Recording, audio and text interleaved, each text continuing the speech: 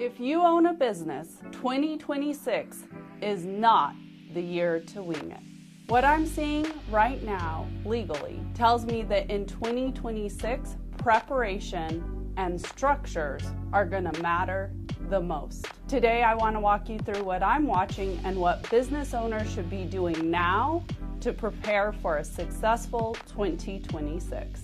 For those of you who don't know me, I'm a kindergarten teacher turned lawyer. And what teaching 5-year-olds taught me is that even if you don't like the rules or they don't seem fair, they still exist and you still have to follow them. And that applies to businesses too. I'm talking today legal predictions for 2026, and I'm doing this based on what I have seen in the market. The biggest shift I see for 2026 is not some new law, it's enforcement and regulation. Regulators, the government oversight, and even other business owners are more sophisticated than they were even say 3 to 5 years ago. I'm seeing less tolerance for mistakes, less forgiveness for a system or a policy not being implemented.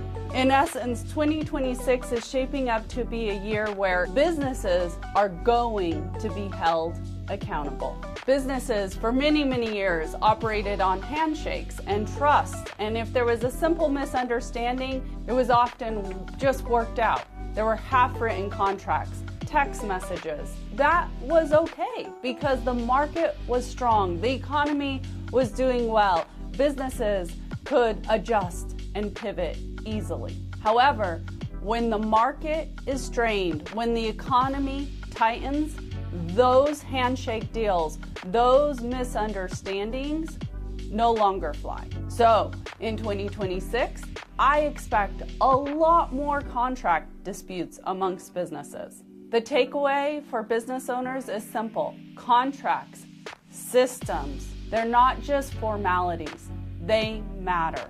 Cannabis deserves its own little side here because there's a lot of talk right now about federal changes that may be coming. There is a lot of federal headlines on rescheduling, the hemp ban, some reform. But I see in 2026, cannabis businesses are going to struggle with the state legal systems, remaining compliant within that because enforcement is going to continue and the economy is struggling.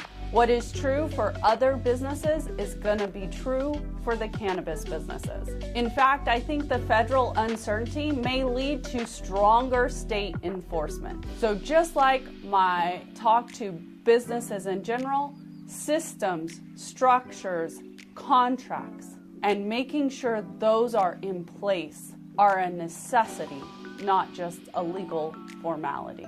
So what does this mean practically? It means that going into 2026, it's a year to clean up, to tighten your systems, to review your contracts, not just scramble, not just wing it. You should be reviewing your contract, understanding the terms. You should be reviewing your internal policies and procedures and your record-keeping systems and your compliance operations and making adjustments and strengthening those where needed. It's my prediction that businesses that do the work now for 2026, early in the year, won't be panicking later. 2026 is not about working harder. It's about working with intentional systems and structures and understanding in place to be responsive to the struggling economy.